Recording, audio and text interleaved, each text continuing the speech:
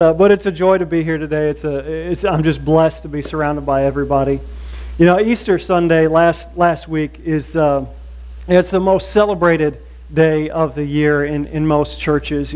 Attendance is at an all-year high, and pews are packed with people. Little girls put on their prettiest dresses. Lilies and pastels decorate the church. The resurrection of Jesus was and remains the single greatest event in history, and it's the capstone of Christianity. But Easter is only the beginning. See, the book of Acts picks up right where Easter leaves off, and it continues the story of Jesus' disciples. And these men and women, they weren't politicians or athletes or celebrities or Nobel Prize winners. Rather, they were pretty simple folk, small town people, fishermen and tax collectors and soccer moms. And yet these ordinary men and women became part of a movement that exploded like a just opened fire hydrant from the streets of Jerusalem into the ends of the earth, into the streets of Paris and the districts of Rome and the ports of Athens and Istanbul and Shanghai and Buenos Aires. The Jewish authorities of the first century became so frustrated with this Christian movement. They didn't know what to do about it, and they accused them in Acts, saying they turned the world upside down. They turned the world upside down. These Christians, what do we do with them?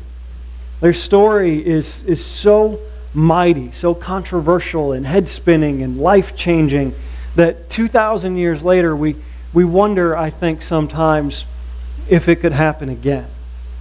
And heaven knows we hope so. This tiny movement grew into this world-changing force. And we have to ask, how did they do it? And what can we learn from their example? In Acts chapter 1, we see the ascension of Christ. After Easter, he rose from the grave, and he spent 40 days hanging out with his disciples, preparing them for his departure. And then in Acts chapter 1, we see Jesus ascending into heaven. And this chapter highlights, it reveals three simple beliefs held by Jesus' followers. And it also highlights how those beliefs affected their priorities and passions. I want to explore each of those beliefs with you this morning. First, we see that they believed Jesus is risen. Jesus is risen. And this gave them a message. Luke says in Acts chapter 1, verse 3 through 4, during the 40 days after he suffered and died, he appeared to the apostles from time to time, and he proved to them in many ways that he was actually alive. And later on, Paul, in 1 Corinthians chapter 15, he provides some details about how and when and to whom Jesus appeared. He says there in verse 5 through 8, he was seen by Peter, and then by the 12 apostles. And after that, Jesus was seen by more than 500 of the believers at the same time. Most of them are still living today. Of course, that was Paul's day, not our day. And then he was seen by James, and later by all the apostles. Last of all, he was seen by me, Paul says. Now, the fact that a man died and returned to life 3 days later is a message worth sharing over and over again. I mean, think back to the last time that you had some really good news, whatever that was. I mean, what did you do with it? And did you call your friends and family? Did you tell them? Did you post it on Facebook? Or did you just keep that to yourself? Vance Havner once put it this way. He said, "We do not have a secret to be hidden, but a story to be heralded." The gospel is not something that we come to church to hear. It's something we go from church to tell. I like that. It's not something we come to church to hear. It's something we go from church to tell. The first century church grew by leaps and bounds because that's exactly what they did. I mean, they could hardly contain themselves. They felt compelled to proclaim that Jesus is risen. Two of the disciples who were walking on the road to Emmaus and encountered Christ risen from the dead, afterward they were talking to each other and they said, it felt like a fire burning in us when Jesus talked to us on the road and explained the Scriptures to us. The Lord really has risen from the dead. They were so excited about that. Unfortunately, I think so many of us have lost that burning sensation that they talk about. We're just not excited about sharing the story of Jesus. According to a nationwide survey conducted by the Barna Research Group, only 53% of born-again Christians feel a sense of responsibility to tell others about their faith. 53% feel like it's my responsibility to share Jesus with other people. That means that nearly half of us don't even feel like we're obligated or that we should tell others about our faith. And the other half, the ones that do feel that obligation, it's not like we're doing it all the time. Just because you feel the obligation doesn't mean we're fulfilling it. If we really believe that Jesus is risen, then we ought to share that message with anybody that'll listen. We ought to look for opportunities to tell people about Christ. That's what Wallace Hofstadter did. A preacher from Rochester, Michigan, Hofstadter, went out for a haircut one day, and his hairstylist was this young Muslim girl.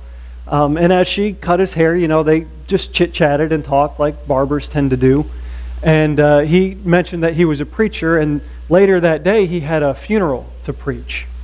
And she commented that someone once offered her $150 to style the hair on a body, that someone who had recently died, and they wanted his haircut before the funeral. But I said no, she told him. And the preacher asked, well, why? And she said, I don't want to touch the dead. I'm afraid they're going to sit up. And he seized on that opportunity, and he said, well, I'll tell you what, I know one that did. And then he went on to tell her the story of Jesus. And when his haircut was done, she asked him if he was going to keep coming there, and he said, yeah, I'll come back. She said, good, I like talking to you. And it may not always be that easy. Some people will argue with you. Others just won't really care what you have to say or think they've heard it all before. But you won't know until you try. And everybody deserves to hear about Jesus. The first Christians believed that Jesus is risen, and that gave them a message. But furthermore, they also believed that Jesus is ruling, and that gave them a mission. Before Jesus ascended into heaven, Luke says in chapter 1, verse 3, that he spoke to them about the kingdom of God. And then he goes on in verse 8 and says, Jesus tells them that you will be my witnesses in Jerusalem, in all of Judea, in Samaria, and in every part of the world. Now, at first, whenever Jesus talked to them about this kingdom, most of the disciples assumed that he meant he was going to restore the actual physical kingdom of Israel. The nation of Israel was going to be restored to its former glory, like in the days of David or Solomon. And it was only after Jesus left and ascended into heaven that they finally realized that he had something much bigger and more spiritual in mind. Jesus spoke of a spiritual kingdom without borders or boundaries, in which God would reign in the hearts and lives of his people. But one thing that the apostles understood very clearly and believed wholeheartedly was that Jesus is Lord. He is the king of that kingdom. Again, but before ascending into heaven, Matthew gives us a little bit of detail. Jesus tells them, all power in heaven and on earth is given to me. And that word translated power is kind of unique. It doesn't just mean power, but it means power and the right to use that power. The King James, or the New King James, translates it, all authority has been given to me. In other words, every ounce of power and authority in heaven and on earth resides in Jesus. There was power and authority in his teaching. He exercised power and authority when healing and when casting out demons or forgiving sins. And he walked on water. He said, hush, and the wind and the waves obeyed. He spoke and the universe leapt into existence. He's called the Lord Jesus. Not just Jesus, but the Lord Jesus over 100 times in the New Testament. Jesus is Lord. In U.S. Naval Institute Proceedings, this magazine published by the Navy, Frank Coach illustrates the importance of recognizing authority. He tells this story. He says, 2 battleships assigned to the training assigned to the training squadron, had been at sea on maneuvers in heavy weather for several days. I was serving on the lead battleship and was on watch on the bridge as night fell. The visibility was poor with patchy fog, and so the captain remained on the bridge, keeping an eye on all of the activities. Shortly after dark, the lookout on the wing reported light bearing on starboard bow. "Is it steady or moving astern?" the captain asked. The lookout replied, "Steady, Captain," which meant that we were on a dangerous collision course with that ship. The captain then called out to the signalman, "Signal that ship. We're on a collision course. Advise you change course 20 degrees. Well, the signal went out, and then a reply came back. "Advisable for you to change course 20 degrees. Well, the captain got a little bit irritated by that, so he said, "Well, signal him again. Say, 'I'm a captain in the U.S. Navy. Change your course 20 degrees. The reply came back, "I'm a seaman second class. You'd better change course 20 degrees. And by now the captain's getting a little bit irritated with this guy, so he spat out, "Send, I'm a battleship. You better change course 20 degrees. And a few minutes later the reply came back, "I'm a lighthouse." Frank said, "We changed course." Yeah, in so many ways, Jesus is like that lighthouse. And we like to feel in charge. You know, we want to be the one calling the shots. But for the Christian, Jesus is in charge. He's steady, He's stable, He's not moving, and He calls the shots. Our attitude should be like John H. Sammis, who closed his famous hymn with the words, "What He says we will do, where He sends we will go. Never fear, only trust and obey." Jesus is ruling. And if we believe that, we should live like that. Follow His commands. Let Him lead our lives and guide us wherever we need to go. Now finally, the first Christians believed also that Jesus is returning. And this gave them motivation. Returning to the first chapter of Acts, Luke writes in verses 9 through 11 there, he says, "After he said this, as they were watching, He was lifted up, and a cloud hid them from their sight. As He was going, they were looking into the sky, and suddenly two men wearing white clothes stood beside them. They said, 'Men of Galilee, why are you standing here looking into the sky? Jesus, whom you saw taken up from you into heaven, will come back in the same way that you saw Him go.'" Those disciples who watched Jesus disappear into the clouds spent the rest of their lives with an eye on those clouds and an ear for the trumpet. They anxiously awaited the day of His return, and it motivated them to make a difference while they could, to use the time they had to serve Christ, to spread that message that they were given. Now, countless attempts have been made to predict when Jesus will return. And the one thing that you can count on when prophecy pundits claim to have the answer is that they will be wrong 100% of the time. Jesus said in Matthew 24, verse 36, "No one knows the day or the hour. So be on your guard. You don't know when your Lord will come." Now those words seem clear enough, but the disregarding of them led to one of the most highly anticipated and most disappointing days in American history. The churches of northwestern America grew rapidly in the early 1800s, fueled by just one revival after another. And during that time period, William Miller of New York concluded somehow that Christ would return to earth on October 22nd, 1844. He had it nailed. This is when Jesus is coming.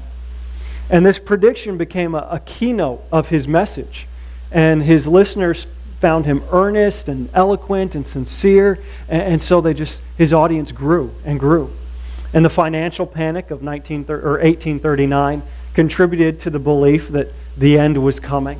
And enthusiasm for Christ's return became so great that prophetic charts were actually posted in the newspaper alongside stock market listings and current events. I mean, everybody was just expecting this and waiting for it. And Miller's teaching, it swept through New England, and countless people believed what he had to say. So as the morning of October 22nd, 1844 dawned, a sense of fear and foreboding fell over New England. People actually gathered on mountaintops and in churches and just waited for something to happen. Normal activity came to a halt as they looked at the sky and waited for it to suddenly be rent in two and the end of the world to come. But when the day passed relatively uneventfully, a lot of Christians grew disillusioned. The unsaved became cynical. The period of revivals came to an abrupt end, and the event went down in history as the Great Disappointment. That's how it's referred to, the Great Disappointment. But let me tell you, the true coming of Christ will not be disappointing. And it should be just as anticipated. Now, Jesus may come today, it may be tomorrow, it may be 1,000 years from now. And anyone that tells you otherwise doesn't know what they're talking about. But whether or not Jesus comes during your life, or whether you die before He comes, the point remains the same. Like He said, be on your guard. Be ready when it happens. I read this week about a young lady named Jen who her friend set her up on this date with a guy that she really liked and thought was really cute. And so she anxiously waited for him to come and pick her up at 7 o'clock. But when 8 o'clock rolled around, she figured that she had been stood up. You know, he hadn't called, he hadn't texted, so she just kind of sulked. She washed all of her makeup off and put on her pajamas and grabbed a pint of Rocky Road and curled up on the couch by herself, you know. And another hour later, around 9 o'clock, the doorbell rings. So she gets up and she goes out to answer the door, slings it open, and there's her date. He takes one look at her and says, "I'm 2 hours late and you're still not ready?" We don't know when Jesus is going to come, but we know that He's going to. He's not going to stand us up. 23 of the 27 New Testament books talk about His return. In the 260 chapters of the New Testament, there are 318 references to the return of Christ. An amazing 1 out of every 30 verses, actually. So let's not get caught in our pajamas. You know, Jesus is returning. That fact ought to motivate us to make every day count, to live our lives with an eye on the clouds and an ear for the trumpet. The earliest Christians, they believed Jesus is risen, which gave them this message to share with everybody they knew. They believed that Jesus is ruling, which gave them a motivation or a mission. And they believed that Jesus is returning, which gave them that motivation to go out and to do all the things that Jesus had called them to do. When we believe what they believed, I think we'll be able to do what they did. You and I, our generation, could turn the world upside down. It's worth a try, don't you think? If you haven't made Jesus the Lord of your life yet, if you haven't put your faith in the fact of His resurrection and His return, I want to invite you to make that choice today, right here and now. I dare you to do it, because if you do, He'll turn your world upside down. Let's stand and sing together, church.